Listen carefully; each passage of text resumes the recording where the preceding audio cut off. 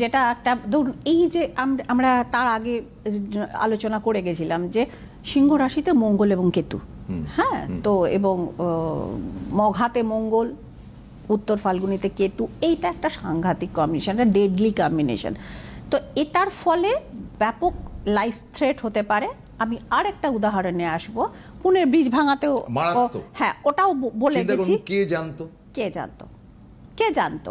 কারণ আমি আপনাকে বলি, আমি কাউকে ছোট বড় করছি না, মহারাষ্ট্র গভর্নমেন্ট চিরকালই অত্যন্ত সিনসিয়ার ওয়ার্ক করে এবং সারা ভারতের মধ্যে সবসময় দেখা গেছে যে মহারাষ্ট্র গভর্নমেন্টের কাজের ধারা সবচাইতে ভালো। হ্যাঁ, মহারাষ্ট্র গভর্নমেন্ট, আন্ধ্রা গভর্নমেন্ট, এগুলো খুব শক্তপোক্ত গভর্নমেন্ট।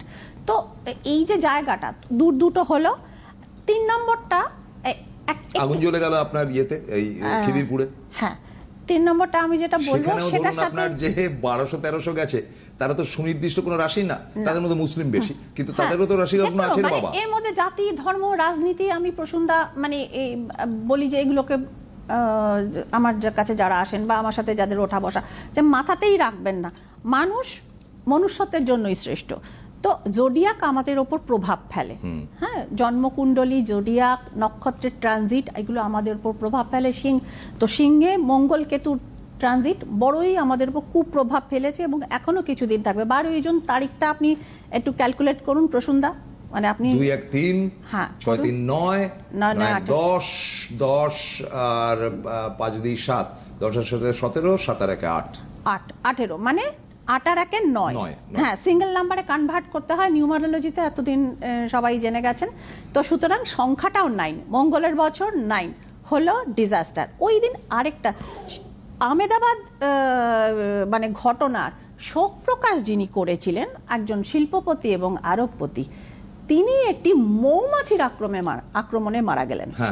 হ্যাঁ, তাকে মানে সঞ্জয় কাপুর, আরবপতি এবং একজন মানে আমাদের দেশের প্রথিত যশা একজন শিল্পপতি, যিনি আমেরিকান সিটিজেনও, হ্যাঁ, তাকে করিশ্মা কাপুরের এক্স হাজব্যান্ড বলে ভারতীয়রা জানতে এবং ভাবতে ভালোবাসেন। কিন্তু তার প্রতিষ্ঠিত সোনা কমস্টার যে কোম্পানিটি, যে তিনি যেটা সিইও ছিলেন, সেটা আমেরিকা সহ মানে সার্বিয়া, চায়না, আরও সব নানা দেশে কিন্তু বিস্তৃত ছিল এবং প্রপার্টি পরিমাণ কোম্পানির $4,000 বিলিয়ন।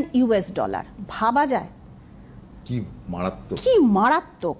হ্যাঁ, তাকে আমরা করিশ্মা কাপুরের এক্স হাজব্যান্ড বলে একটা ছোট গণ্ডিতে ভেবে নিয়েছি। হ্যাঁ, তিনি কেন মারাটা গেলেন? যে তিনি হাট্টা কাট্টা যথেষ্ট স্বাস্থ্যবান একজন পুরুষ। কারণ পোলো খেলাটা প্রসুদ্ধা শুধু যে উচ্চবিত্তের খেলা তাই তো নয়, প্রচণ্ড ফিজিক্যাল ফিটনেস থাকে। সেই ভদ্রলোক, আমি খুব ঘনিষ্ঠ সূত্রে শুনেছি, সূত্রগুলো তো বলতে পারি না, তিনি বলতেন হাট গেট অ্যাসাইড। হ্যাঁ, এইভাবেই তিনি এগিয়ে গেছেন জীবনের সব বাধা দূর করে। তার তিনটি ম্যারেজ, হ্যাঁ, তো সেক্ষেত্রেও তার মঙ্গলটা প্রবলেমের ছিল, যে কারণে তার বিবাহ রিলেটেড ব্যাপারে ডিসপিউট ছিল। করিশ্মা কাপুর তার দ্বিতীয় স্ত্রী ছিলেন, সেখানেও বিয়ে টেকেনি। 3 নম্বর বিয়েতে কিছুদিন যাব তিনি হয়তো একটু সুখে ছিলেন। গন্ডগোলটা সাধলো কেতু, এবং কেতুটা যা জিনিস প্রসন্দা, এটা সেই বলে না মানে সাইলেন্ট কিলার। পোলো খেলছেন ঘোড়ার উপর যে ভদ্রলোক, তিনি তার গলায় একটি আচমকা মৌমাছি, এই তো রিপোর্টে এখন এসছে, এটা হচ্ছে মৌমাছির হুল। এবং এই 53 বছরের একজন, মানে তার যা ফিজিক, তাকে ওই 53 বছরের তরুণী বলতে হয়। তো তিনি মানে হসপিটাল অব্দি যাওয়ার সময় হলো না। আমাদের ইন্ডিয়া না যে আমরা বলবো এই শিক্ষা ব্যবস্থায়, এই চিকিৎসা ব্যবস্থায় লন্ডনও তাকে বাঁচাতে পারলো না। তো এই যে, এবং এই দংশনে মৃত্যু, এটা কিন্তু নিচস্থ কেতুর কিন্তু প্রভাব। তার মানে আমরা যেটা তার ইয়ে থেকে জানি, আমার কাছে যতটুকু রয়েছে উইকিপিডিয়া অনুসারে, ইনি তো আমার পার্সোনাল ক্লায়েন্ট নন। তো সুতরাং 15 বা 17 সেপ্টেম্বর, এটা নিয়েও কনফিউশন আছে, 1965। এবং এনার যে হরোস্কোপ যেটা করা হয়েছে, সেটা বেলা 12টা ধরে করা আছে, কারণ সঠিক জন্ম সময়টা জানা নেই।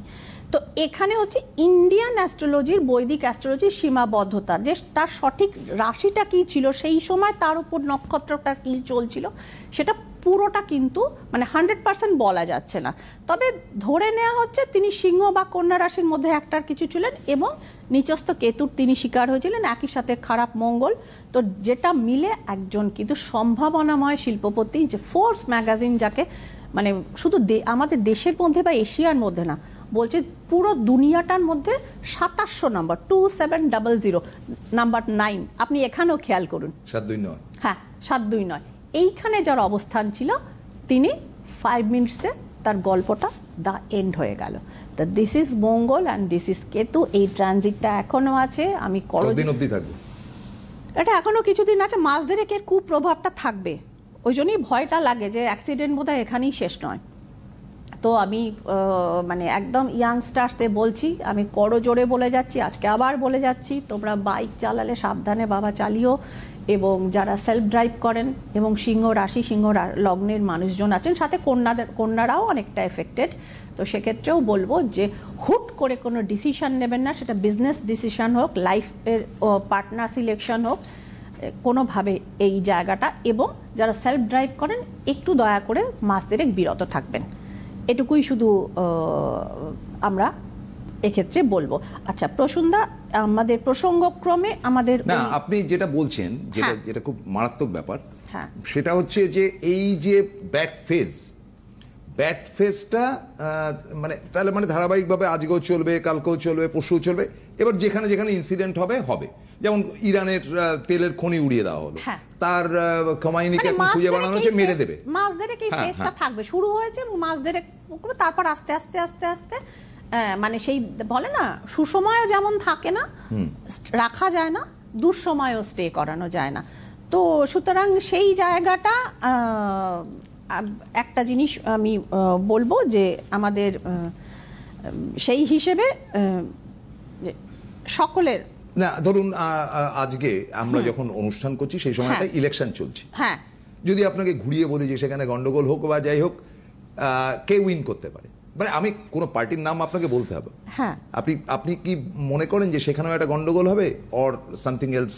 দেখুন গন্ডগোল তো সব জায়গায় হচ্ছে, গন্ডগোলের ফেজটা এখন চলছে প্রসূনদা, এবং বৃহস্পতি এই সময় আমার রাজ্যেই হচ্ছে, হ্যাঁ অস্তমিত, সুতরাং যে একদম রুলিং এর জায়গাটা যে একদম খুব সাংঘাতিকভাবে থাকবে সেটা না, কারণ বৃহস্পতি একটু ডাউন, বৃহস্পতি রুলিং জায়গাটাকে ইন্ডিকেট করে।